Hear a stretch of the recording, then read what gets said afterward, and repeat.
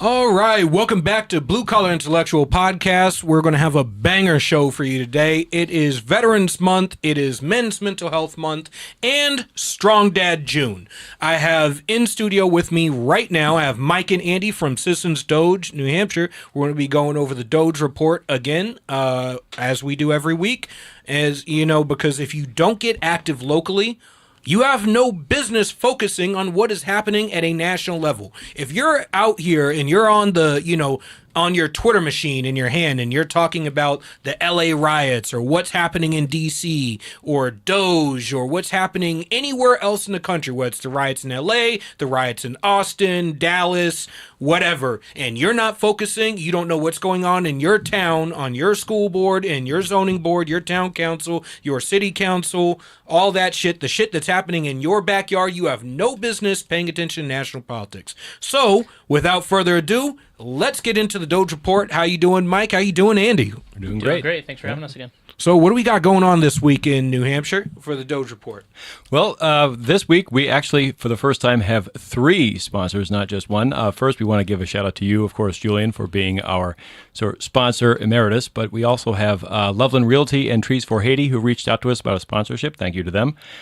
Awesome. Last Friday, June 6th, we had our second action meeting in Wilton. We had about 40 people come and brave the pretty terrible weather to come and see us and talk about local issues and mingle amongst some people who were there, including several state reps and at least one county commissioner, Merrimack County Commissioner David Loveland.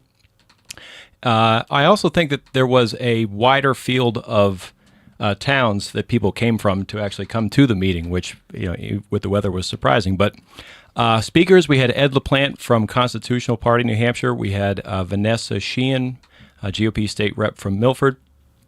And Anthony St. Pierre from Northeast Region Turning Point USA's chapter. He actually came a particularly long way to fill in for someone who couldn't make it, and he really engaged the crowd and stayed after and stayed extra time, so we want to give a special shout-out to him. Impressive. So this is the Northeast Regional Director for Turning Point, right? Yes, he mostly takes care of, I think, upstate New York, Vermont, Western Massachusetts. He lives out in Springfield or somewhere in that vicinity. So that's he a drove drive. a long way. Yeah, that's a drive, especially through Massachusetts traffic. Yep. I'm okay with putting a border patrol, a New Hampshire border patrol, on the Mass border, so we can start to stem the flow of some of the massholes coming into New Hampshire. Specifically, ones in Subarus, okay, like teenagers in WRXs who think 125 miles an hour is the going rate of traffic, and who like to fly all the way over into left-hand lane and then brake check me. Yeah, hate those guys. I will push your ass down the highway in your crappy little rice rocket. And that's like to see that. The other big news item from our meeting Friday was that we had our first bulk order of merch come in. Mike and I have each had, or I only speak for myself here. I've had this shirt for a little while when Mike picked up the first couple of designs, but now we have, I think, 4 designs in total, thanks to Mike's contact, Shane, who we want to give a shout out to on the show here.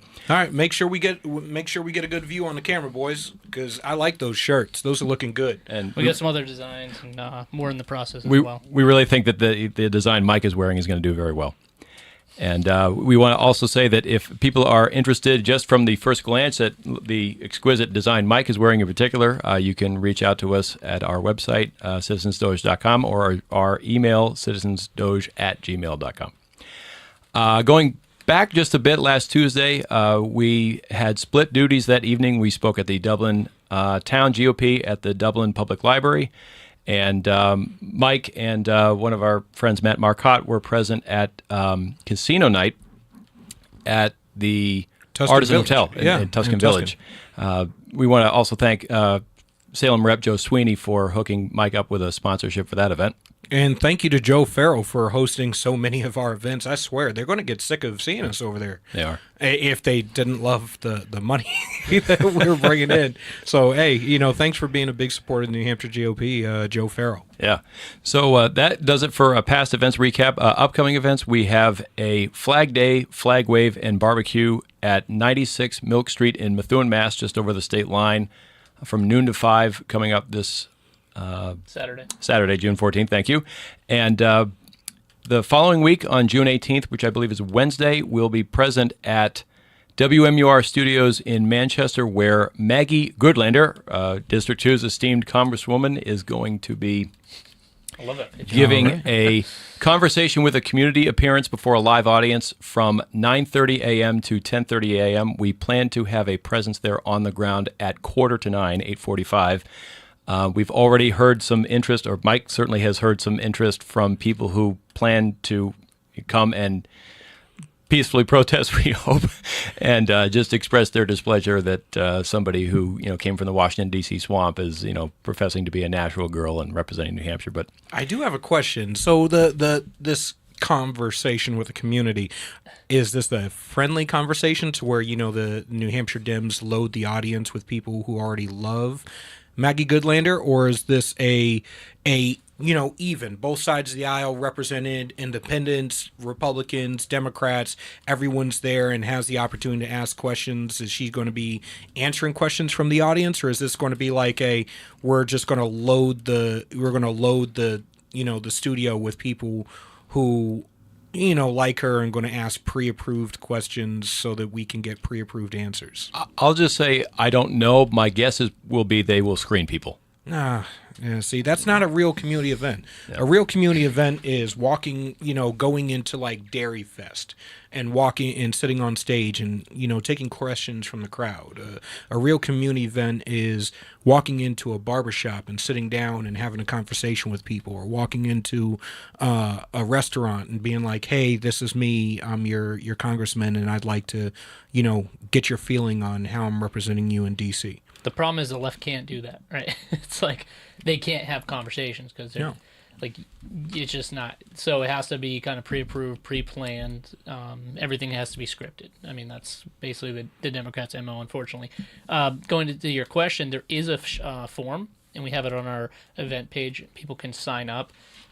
So sign up, try to get in. I don't know what the next process of that is if people get questions, but we're going to try to get some people in there.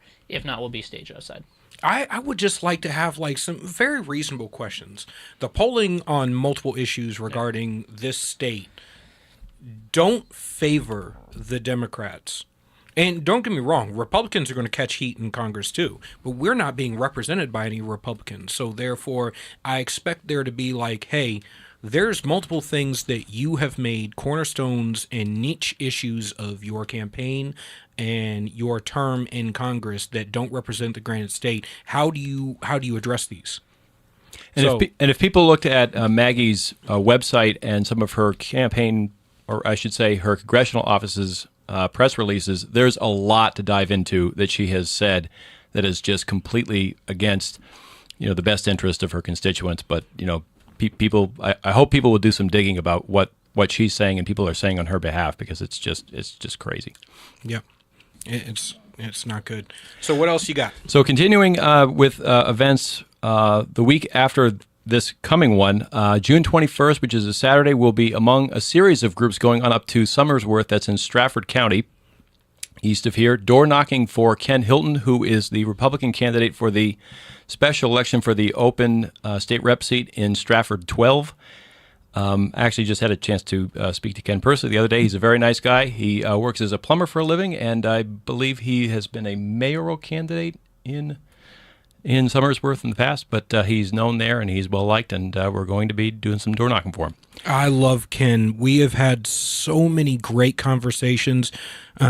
Obviously, he's a pastor, and we've had a lot of conversations about the role of faith in society, the role of Christianity, and we agree on pretty much there is a role for government to play and there's a role for the church to play, and they're not the same role. And the mistake we often make is trying to legislate in advance of culture when the church should be active in the community in order to, solve issues locally. Yeah. And one last event to mention quickly, the NHFRW's Lilac Luncheon is coming up on June 28th. Also a Saturday. That's in Amherst at the LaBelle Winery. If we have members listening or watching who are interested in ticket availability, please contact us. I think Mike will be handling requests for that if some of them are coming from our members.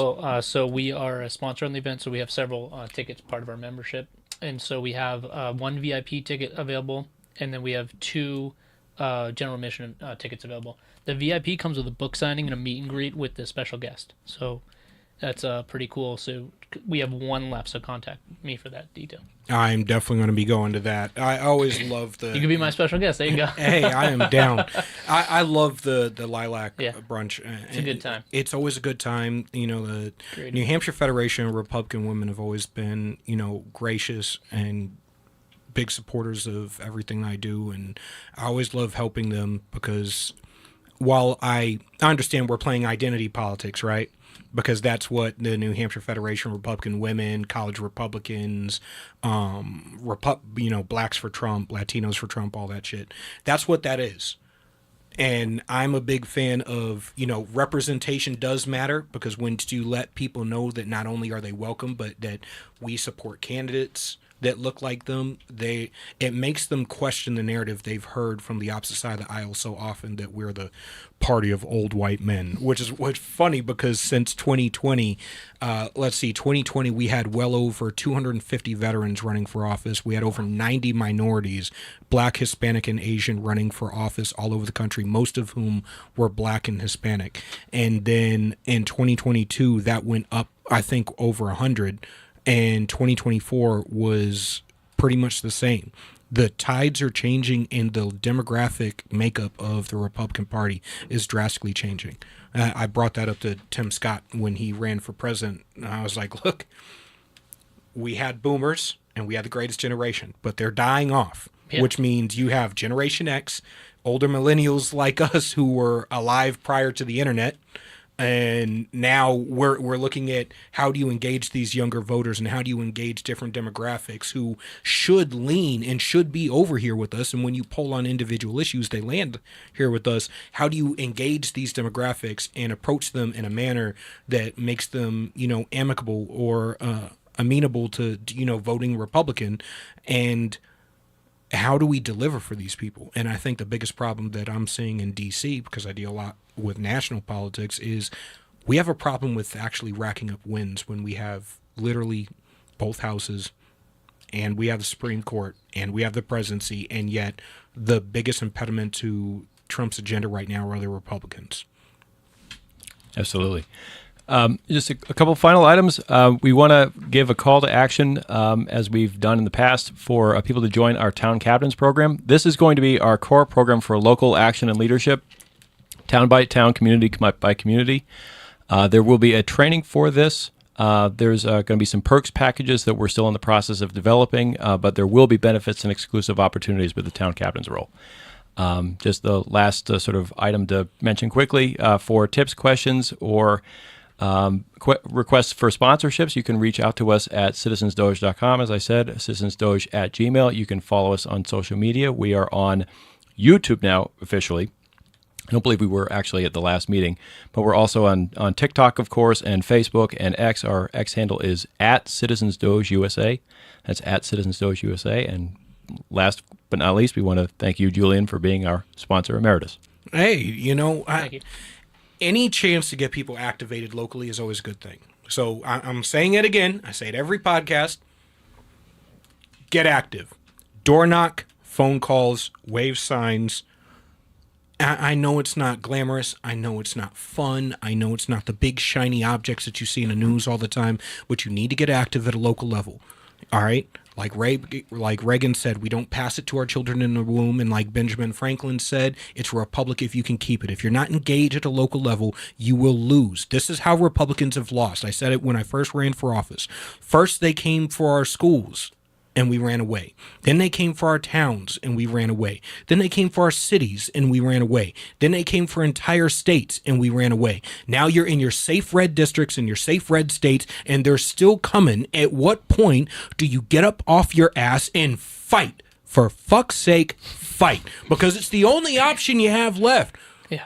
The only reason people are complaining about gentrification and all sorts of crazy shit and progressivism destroying California is because we ran away. Every time we had the opportunity to win and to fight, we ran. Stop running. You cannot run and outrun progressivism. It is a virus.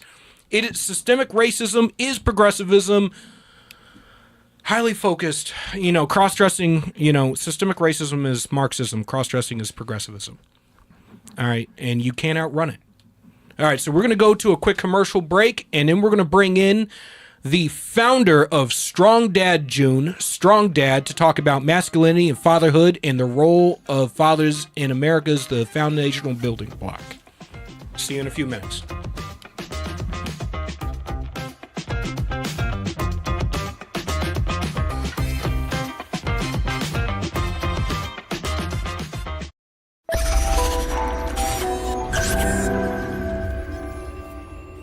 United We Stand, A Marine's Fight. Written by Julian Acciard. I wrote this book to decipher through the tumultuous political dialogue and political gangbanging we see on both sides of the aisle between politicians, activists, influencers, and pundits, and get down to brass tacks solutions in order to save our republic. Again, United We Stand, A Marine's Fight, written by Julian Acciard. You can purchase the book on Amazon, Kindle, and Barnes & Noble. Would you rather spend time with family and friends in the pool or at the barbecue rather than landscaping your yard? Well, Augusta Lawn Care is here to help you with all of your landscaping needs. Proudly serving southern New Hampshire, we handle everything. Weekly mowing, spring and fall cleanups, bush trimming, mulch installs, lawn treatments, aeration, dethatching, and even snow plowing and salting when the dreaded winter hits. Call Augusta Lawn Care today and let your yard be the best looking yard on the block. Call 603-331-4768. Augusta Lawn Care, locally owned, professionally done. Call 603-331-4678 or visit us online at augustalawncareservices.com/Londonderry. That's augustalawncareservices.com/Londonderry.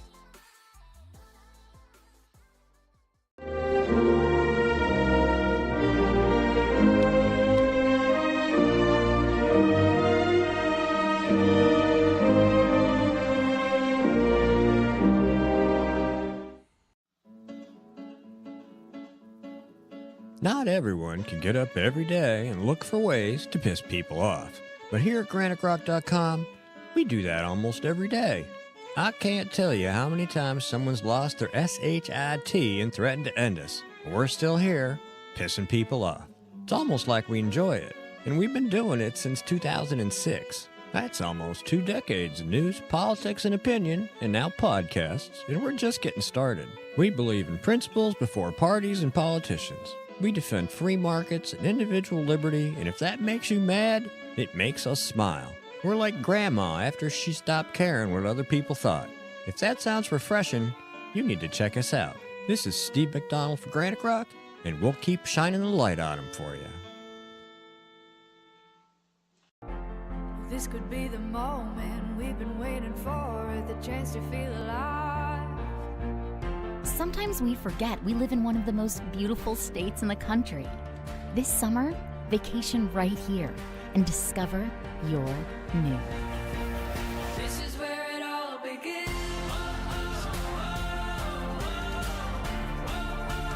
This is where it all begins.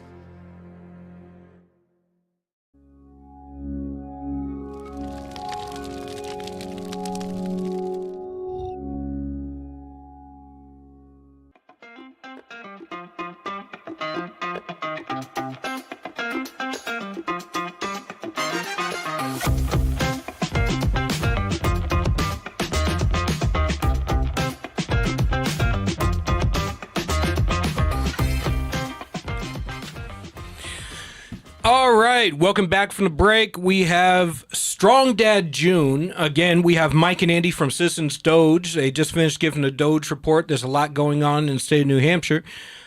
again, get active locally, because if you're not getting active locally, somebody else will. And, you're going to find out when you get it from behind without the courtesy of a reach around, because that's how the Democrats operate. But up next, we have Strong Dad on the podcast. He's going to be discussing the role of fatherhood in society as a building block, foundational building block of all of society. And we're going to be digging into, the role of masculinity, divine masculinity, not toxic masculinity, right? Let's get into it. Strong Dad, we got you on there? Yeah. Can you see me? Yes, we can. How you doing, brother? I'm doing good. Hold up. Let me turn off my. All right. Cool. So let's get into what inspired you. You've been doing this for 3 years now, right? Yeah. What inspired you to start this? So my daughter, she's gonna be 4 this year. When we had her, I was kind of in a state of contemplation of, this is where I am right now. This is my stage of development. And I only have so many kind of tools to work with in order to be a good father. And, my connection with my own father, he was there. He didn't abandon me, but my parents were divorced, and he wasn't active. He wasn't active the way that I try to teach others, the way that I am. And so I didn't have some of the early stage tools that I really could have used when it came to being a man, ex-convict, all those things. So I kind of walked down a specific type of path. And so I decided I would rebrand. And I was like, all right, I'm going to rebrand as the man that I want to become. And, I'm a personal trainer, you know what I'm saying? I'm a father, I'm a contractor, right? I believe in all these things, and I've been doing all this types of work with community members and youth for so long. So I'm going to rebrand as the Strong Dad, and I'm going to live up to that. And so I changed my YouTube to the Strong Dad Protocol, changed my name to the Strong Dad. And then in the HOTEP community, we were talking about my name change. And it had just so happened to be June was coming right around the corner. And so we kind of collectively bounced around the idea of a Father's Month and changing the name to Strong Dad June.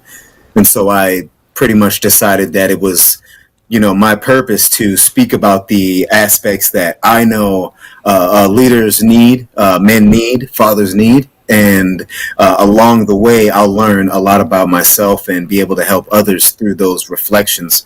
And, the 3rd year now, it's I'm happy. I'm glad to have to be able to do this. And that's kind of the inception of it. So you do a lot of your work on X, and you've been posting. I'm a big supporter of yours, and you've been posting every day. We're on the 10th day of June. You have a lesson and a core tenet of Strong Dad June and a message you want to get across every single day. Go over your first 10 days so far and the lessons you have to pass down to people. First, so my first 10 days, I actually have a little prompt here just so that, I do it on the weekdays. So the weekends, I kind of try to get people, you know what I'm saying? You ain't got to hear my voice in the camera every single day. So I hit them on the weekdays. And last week, I did the foundations of inner strength. So it was discipline, responsibility, identity, vulnerability, and presence. And this week is leadership and legacy. The week after that was leadership and legacy, which is integrity and sacrifice. So we're on sacrifice. That's today. Tomorrow, I won't tell you guys what tomorrow is. I don't want to give it away for others who might be watching. But yeah, that's what it's been so far. All right. So, what core when you go into each one of those tenets? What's the lessons you want to pass on with each one of those? In the first year, the lessons that I wanted to pass on were, everything was centered around how you are with your family, right? How you communicate with your family, how you translate the world to your family, and vice versa. Last year was how you deal with others, not your family, but people you communicate with. So every tenet that I spoke about while may have been the same, I'm speaking about it from the aspect of you using it with applying it with other people. This year is about applying it to yourself. So everything is about self-reflection this year, especially because everyone who's been here, we've all been kind of growing since then. We've all been moving forward. So naturally, you're going to circle back around to, looking at yourself as you develop. I'm going to be 38 this year. So I'm around that age where I'm starting to recenter my life on a foundation that I consider strong. And because I have a family, I have to put them on that foundation as well. And so everything is kind of about how I have grown, how you have grown, and I reflect on it in that way.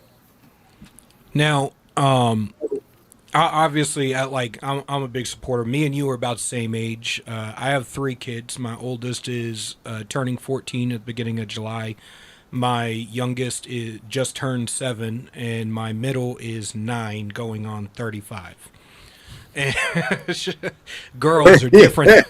Girls are different than boys, man. I can tell you. But yeah,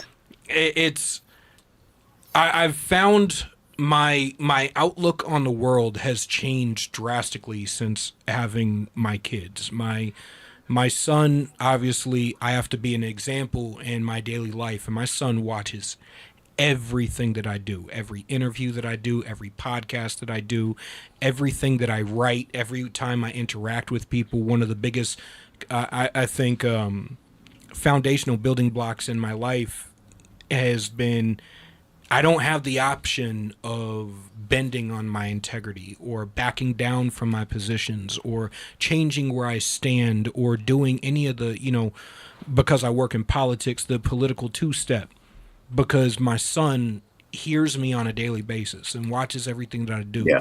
And if I don't exhibit everything that I say I stand for, I'm going to get called on it, or I'm going to show him a mixed message, because everything Correct. I do, we do have conversations when we're back at the house about everything that I did. Or every time I have a podcast, he's like, Dad, can we talk about your podcast and how did it go? What did you guys go over? And and I have to go over lessons and things with him. And I found, obviously we're in Men's Mental Health Month as well.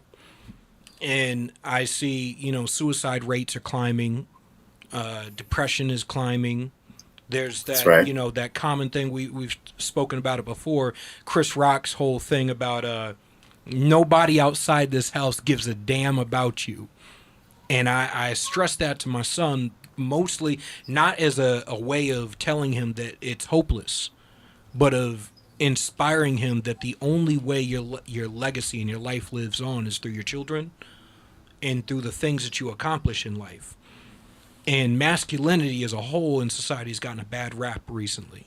Yes. It's constantly Yes. being called toxic masculinity, and I don't believe that there's a specific toxic masculinity or a specific toxic femininity. I believe that there are toxic people who happen to be male or female, and that comes out in our different gender roles and how we engage with society. So, Right. and I'm sure you saw it. I had posted, I want to say last year during Strong Dad June, I'd posted something to the effect of, if you read Troy, or even if you've watched the movie, right? You have Agamemnon and you have Paris exhibit toxic masculinity, right? What women view as toxic masculinity typically comes in the form of Agamemnon, the overtly Yes. assertive, abusive, dangerous type of man who preys on society. And then you have the weak man in Paris who is a beta in every form, and he allows himself to be the degradation of society because he's not a foundational building block of not only his family but the community around him, or in this case his kingdom. And then you have different divine forms of masculinity, which I would say is Achilles, Hector. And when you look at those, and I'm not saying that they're perfect men, but they exhibit divine masculinity in the role of what a man should provide is stability, safety, direction, Leadership. discipline, Yeah.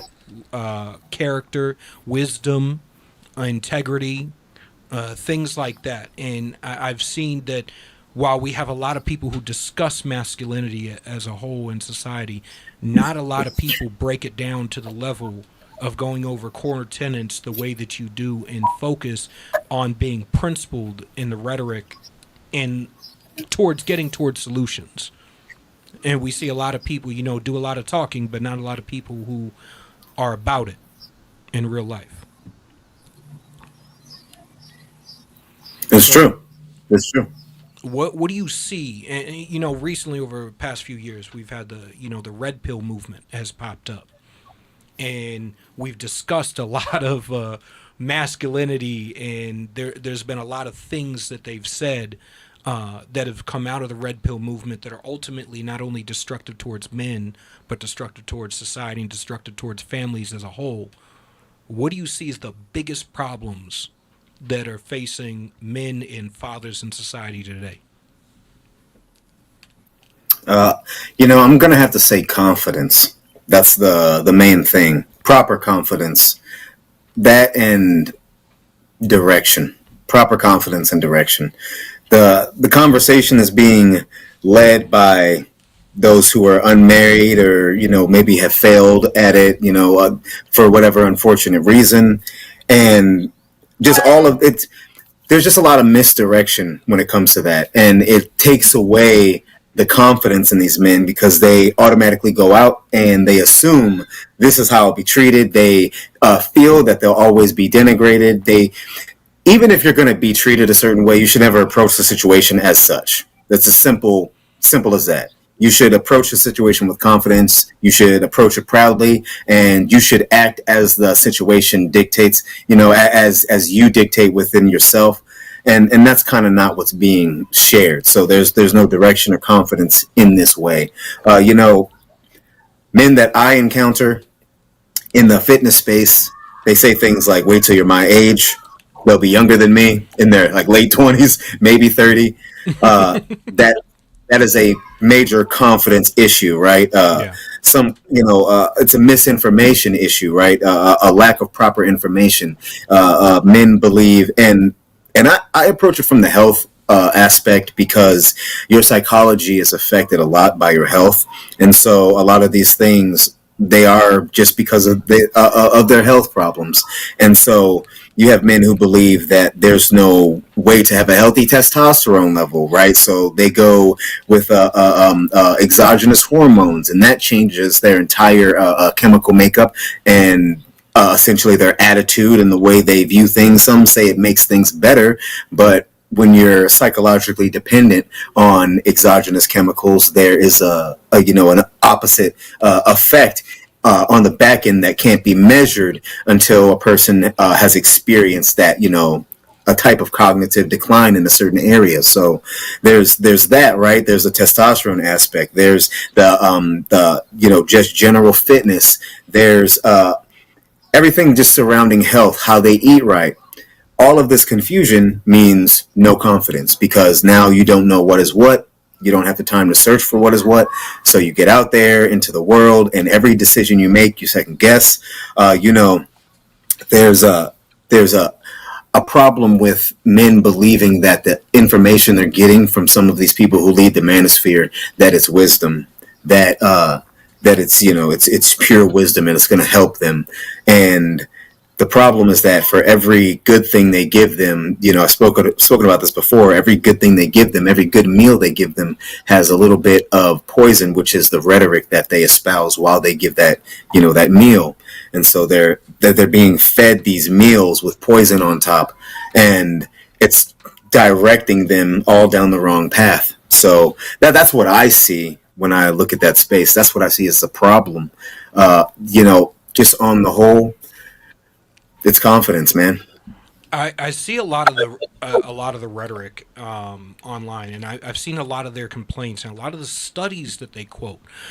A lot of the data is factual, but their prescriptions for how to interact with that data, I see as wholly destructive. So, I wrote an article about divine masculinity. I'm trying to pull it up right now, because when I looked at it and I looked at the stats, I was like, all right, but this is what you spoke about is basically talking about standing on your square, right?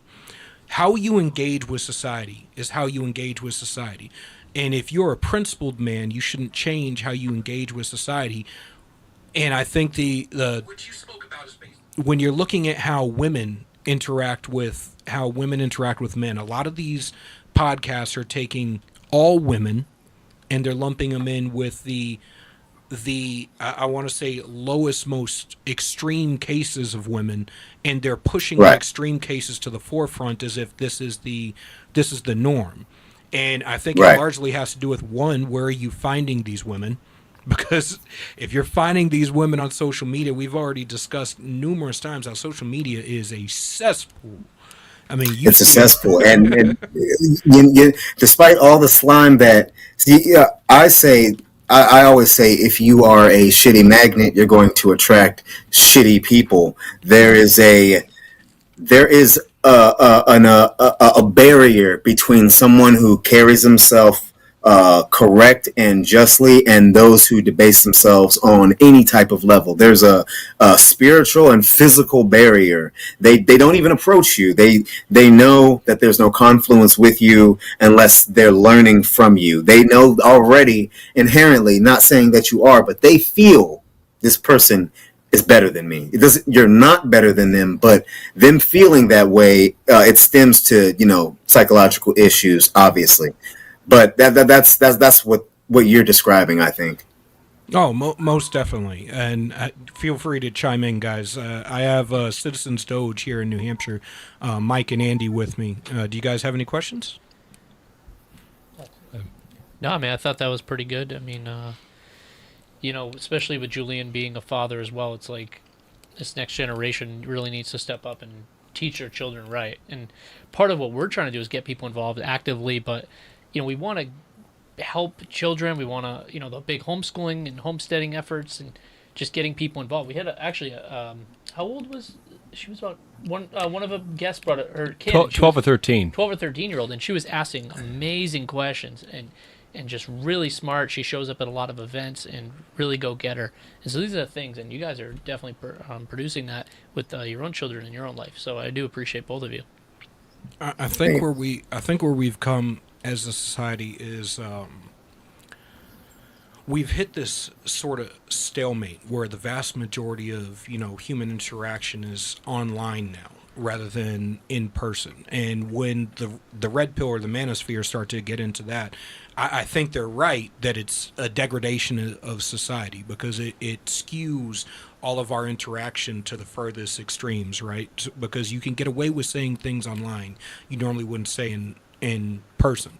But when it comes to dating and relationship dynamics specifically, which is what the manosphere is constantly talking about, in regard to masculinity, you have this prevalence of, because we're engaging with each other through dating apps and social media apps, there is the tendency to filter out people that we would normally be okay with or we would normally engage with on a person-to-person interaction if we were to meet in the real world. But you're filtering them out based on metrics in an algorithm, and now you're skewing your perception towards the richest 1% of men, and you're judging all men based off that. So if you see, say, and this comes to a lot of the discussions we've had online regarding, I want to say, interracial relationships among the top 1% of black men, or this comes to like conversations about why are so many men in general in Hollywood feminized to such a large or why are men feminized? And it's like, wait a minute, why? Or are you pointing to men in Hollywood? Because if you're pointing to men in Hollywood, yeah, you're going to find a lot of feminine men because your perception is skewed so far to just that 1% of 1%. Or if you're looking at athletes, you're not looking at all athletes. You're looking at Russell Wilson. You're looking at guys who are at the top echelon athletes. You're not looking at the third string quarterback who's married to another black woman. And it's getting people to start to filter every productive discussion we would otherwise be having in society through this lens of the lowest 1% of society and the top 1% of society, and you leave all the rational discussion of how to get real grassroots solutions in real life. And I think what you're doing is basically bridging that gap, going, no, here's actionable steps you can take in your daily life. You can get fit, you can eat healthy, you can take care of your mental health, you can voice your concerns without screaming, you can talk to your wife and say, these are, or your prospective wife, and say, these are the things that are cornerstones in my life. These are foundational building blocks of my life, and you're either okay with these and you abide by these standards, or you don't. And I think the problem with a lot of the red pill rhetoric is we get into this idea of the application of force. So if I don't like something from a female in the way that she carries herself or interacts with me or my children or anybody, just walk away. Just walk away. No, I'm not trying to change you. I'm not trying to force you. I'm just, this is where I stand, and these are my boundaries, and I'm going to walk away after this if you're not okay with that. Well, there's no, they don't teach conflict resolution. That's not what's taught very often. A lot of things boil down to a man's ability to resolve a conflict in the home, with others outside of the home, and within himself. These are aspects that are not spoken about a lot. So, most of the issues, they create an internal conflict. And what we aim to do by teaching the things we do is to show them how to resolve that specific conflict. So if it be, trauma, the conflicts of trauma that perhaps they're dealing with, or like today when it came to the conflicts of understanding what sacrifice really is, how to deal with those things. And it's something that I spoke about yesterday on the space with you, was that the thing is that they're taught the outcome goal. So some of these people on the head don't teach that many things about masculinity that we could disagree with, but they teach them from the aspect of the outcome goal. This is what you should be. This is where you should be. And all of that stuff in the middle gets muddied up by their rhetoric. So that's how you carry a person and radicalize them on the way to the goal. Okay. So then the guys, they get there, but they've been radicalized on the way.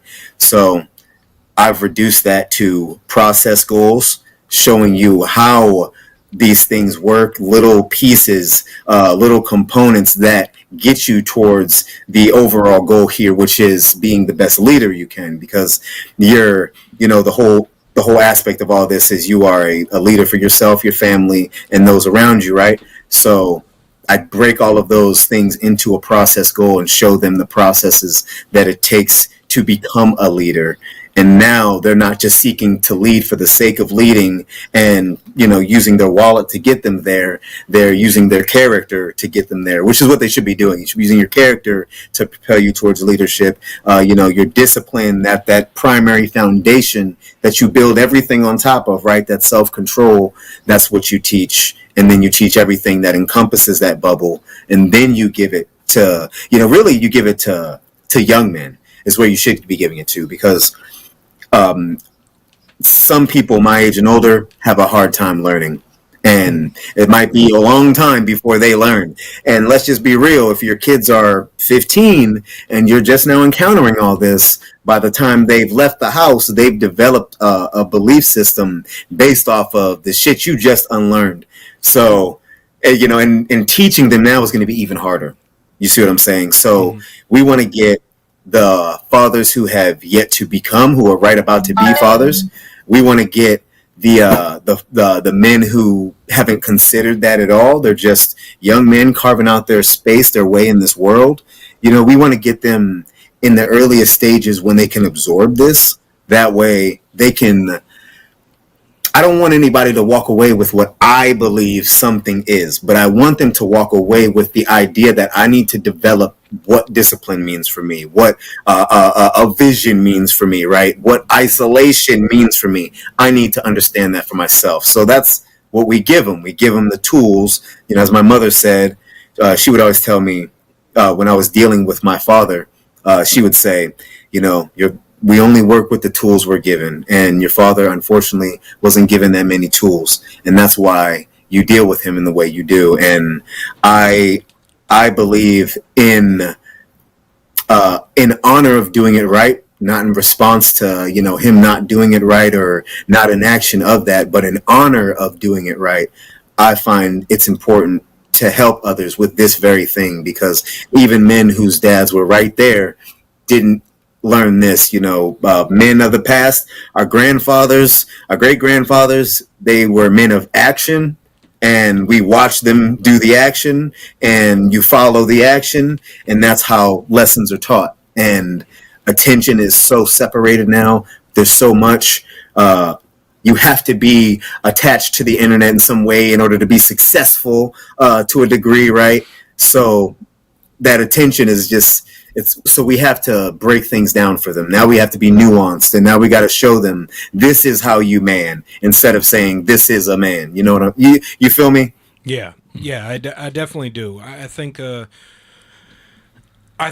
for this part, because you touched on it, we should define fatherlessness, right? Because this is always a spicy subject, especially on the right.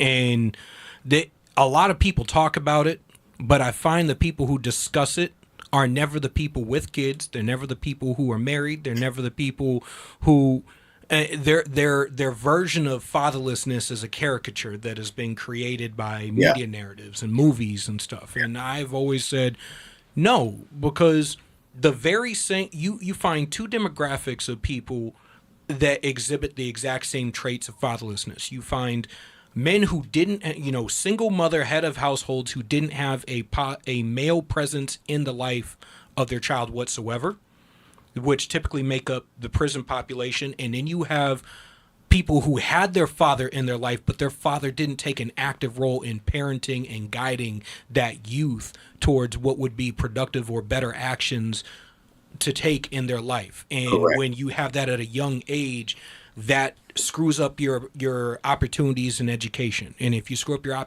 opportunities in education, then you start to spiral down that path of lack of opportunity breeds bad opportunities. And then you take the bad opportunities, and that puts you within the system. And then the system further restricts your opportunities. And then that puts you on a further spiral to where you take up worse opportunities.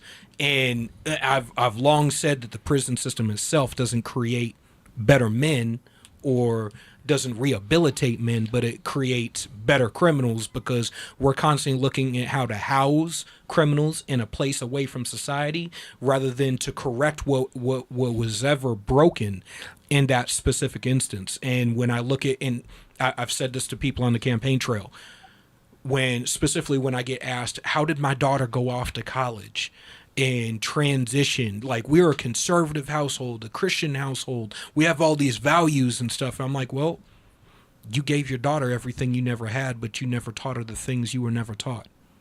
That's why your daughter went off to college and now she hates you, and she grows out her leg hair and her armpit hair and dyed her hair purple and identifies as a non-binary Martian from Venus and, all that shit. And like, oh, well, my son just now decides that he's a woman trapped in a man's body and he wants to chop off his genitals, and I'm scared because I know there's a heavy suicide rate that comes with that, and there's a drug addiction rate that comes with that, and there's a criminal aspect, there's a radicalization rate that comes with that, and copious different mental health issues and stuff. And it's like, the reason why your kids are exhibiting anxiety and depression issues are because you didn't teach them how to resolve a healthy level of anxiety, or how to deal with their depression, or how to deal with these issues that life throws at them.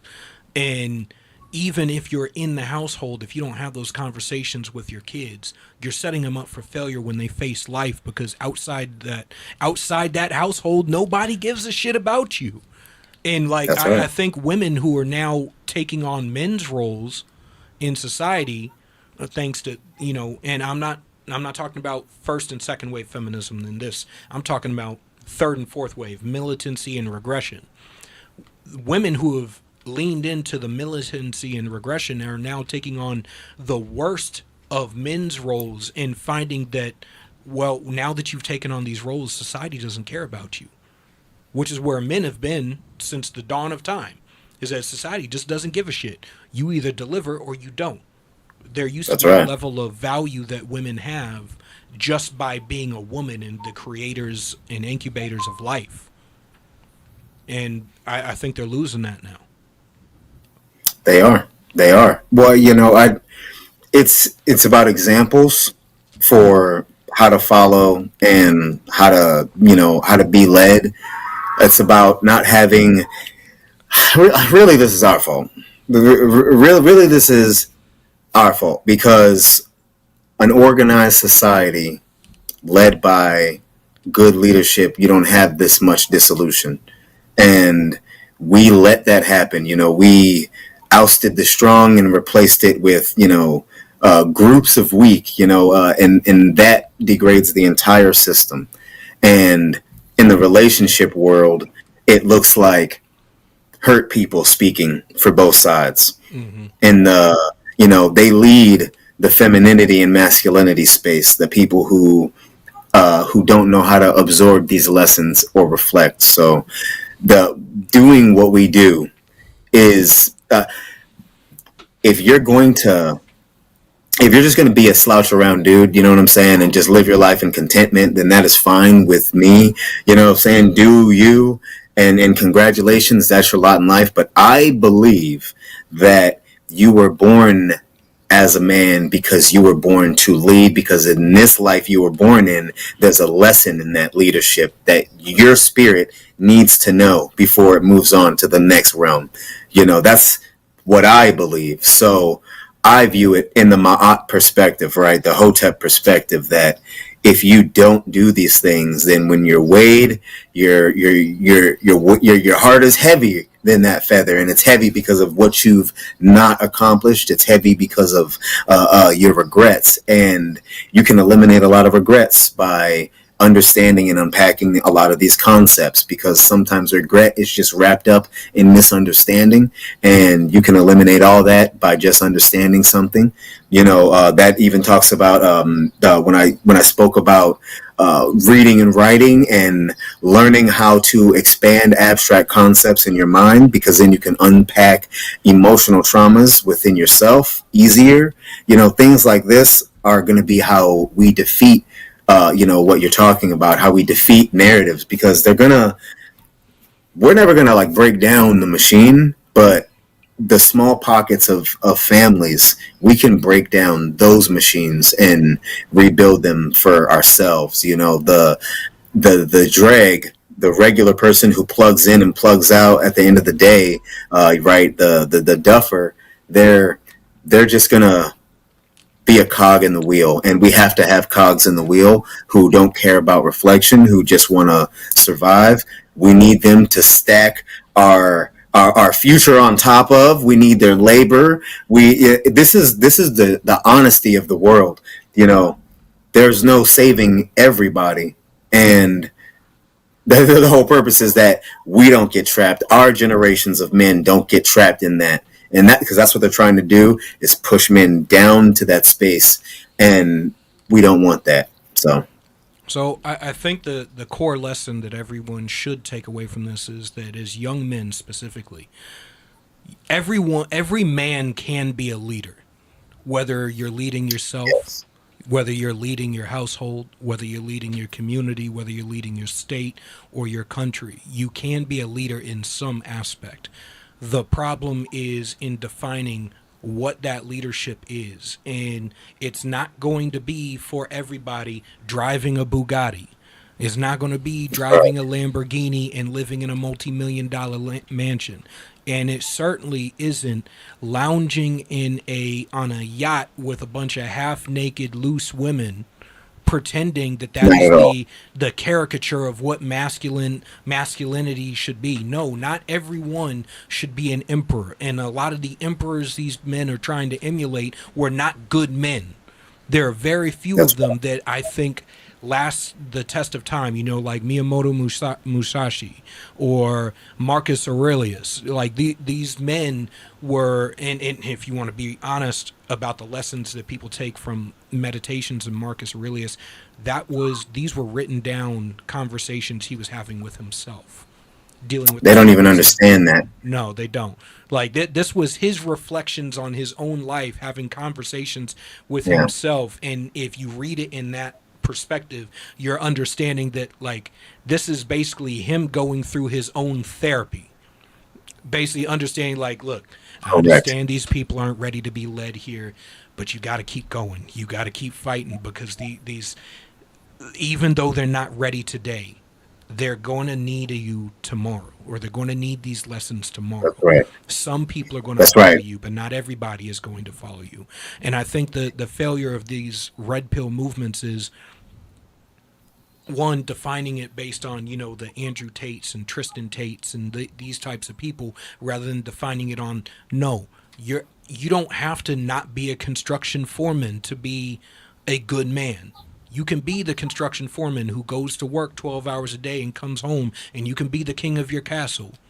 Stand on your square. Well, they've hijacked those teachings, which is, it makes it so much harder to do the things, to do Strong Dad June, to do this at any point of the year, because they've hijacked Stoicism and repackaged it with, so first of all, a lot of peacocking. So there's two things.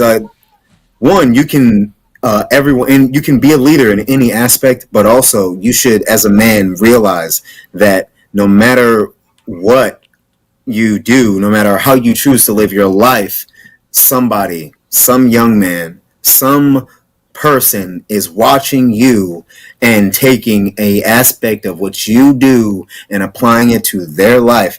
You you don't know when it's going to happen.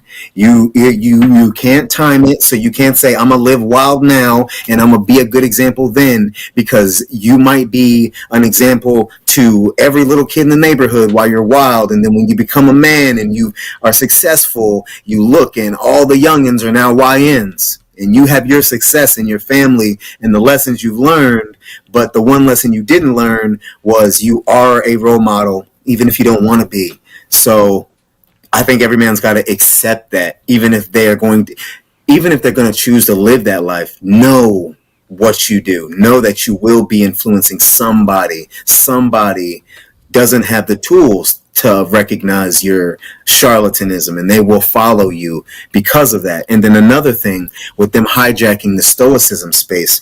So Marcus Aurelius, his reflections of Stoicism, they are rooted in a philosophy that is rooted in Kemetism, which is rooted in the laws of Ma'at. And through the laws of Ma'at, the Kemetic Stoicism is Hotep. And Ptah-hotep is essentially the first Marcus Aurelius, essentially the first Stoic writer of our time that we know of. And he speaks about, and I point this out to juxtapose it to the men who dominate this space, okay, so that you can look at their lives and see what I'm about to describe. He talks about how, you can gather all of these followers, you can seek to be this biggest influence in the world, but what you're influencing is you're influencing these people to search for the riches that you have, which is your family, your wealth, right? During this time, your wealth was your home. It was your family, what you raised up, right? So you go out and you seek followers, not realizing that the followers are seeking the wealth that you carry behind you. And you often lose track of that wealth by seeking these people, by seeking to be respected by everyone. You often lose respect. I mean, we've seen it, right? In famous circles, we've seen it with celebrities, right? Their children have a disdain for their parents. Because they sought this, but they didn't seek them, and that's an aspect that by hijacking Stoicism, by hijacking these philosophies, that's an aspect that gets lost. And so now men seek status, and they don't seek what's going to get them a family or what's going to attract the correct partner, right? They seek the symbol of a woman rather than looking for the aspects of a woman that's going to help nurture the family that they build and carry their philosophy through to their children. So that's what we lose when this is hijacked. That was another reason why we really thought it was important to keep up Strong Dad June and to keep doing this, because not a lot of people are going to re-hijack that without using it as an attack against them, right? Sometimes what dissuades men is they want to be led properly. They want to not be led by the charlatan, but in teaching, you're attacking, you're living your life, like I said, on Sunny Space, right? In juxtaposition, or you're acting because someone's acted. So because they are the red pill manosphere who leads them this way, you are this. And people notice that. They notice that you're responding, that you're living in reaction, and your lessons don't come off. And so they get dissuaded by that. So we want to show that we can teach all this without ever acknowledging them. We can teach all of this without them being a ghost in the room, because if they don't exist, then their influence doesn't exist. And now we can get down to business, right? Now you can absorb what I have to say, because you don't have to think, does he have a primary motive because he's speaking about Myron, or because he's speaking about, what's that, Rolo, right? If I go to some of these channels that try to help men, and they're like, it's a reaction channel. They got the thumbnail of Andrew Tate or something, and they're like, You see this? Now this is the problem, and it just comes off as gossipy. And while everybody gossips, men shouldn't gossip as much. It's very feminine. It's very feminine, and while living your life in juxtaposition to somebody else's life, exactly, or constantly tuning in to be like, let me tell you what these bitches did today. It's a sewing circle. Yeah, it's really weird. Like I watched, and I used to watch these guys, and I was like, all right. The one that I always found to be the most reasonable was always Justin Waller. And then then I saw Justin Waller start to step back, because I'm like, a lot of the stuff that you guys are talking about isn't stuff that I rock with whatsoever. Because then it became like a trashing women's space. And very quickly I noticed that these spaces became just like the women had their men ain't shit spaces, you had the women ain't shit spaces. And I'm like, how is this productive towards society? This doesn't bring us together, doesn't create stronger families, doesn't create stronger men, doesn't create stronger women. It's no constant degradation. No, there's no solutions there. It's only identifying the problem and then expecting people to live in the identification of the problem, rather than giving them actionable steps that they can take in their daily lives and a proper way to use these. But thank you for coming on. Tell everybody where they can reach you. The Strong Dad on Twitter, on X, on YouTube. It's the Strong Dad Protocol. I'm strictly fitness there, everything fitness. And then on Instagram, it's also the Strong Dad as well. All right. Thank you for coming on, brother. Again, that was another episode of Blue Collar Intellectual Podcast. Today we had Mike and Andy from Citizens Doge, and we had the Strong Dad on to discuss Strong Dad June and masculinity as a foundational building block of society. Please tune in next week as we get deeper into the LA riots and everything going on, and we will continue to support men from Men's Mental Health Month. Please reach out. Do not become a statistic. You can call me anytime, and I mean that. God bless. See you next week.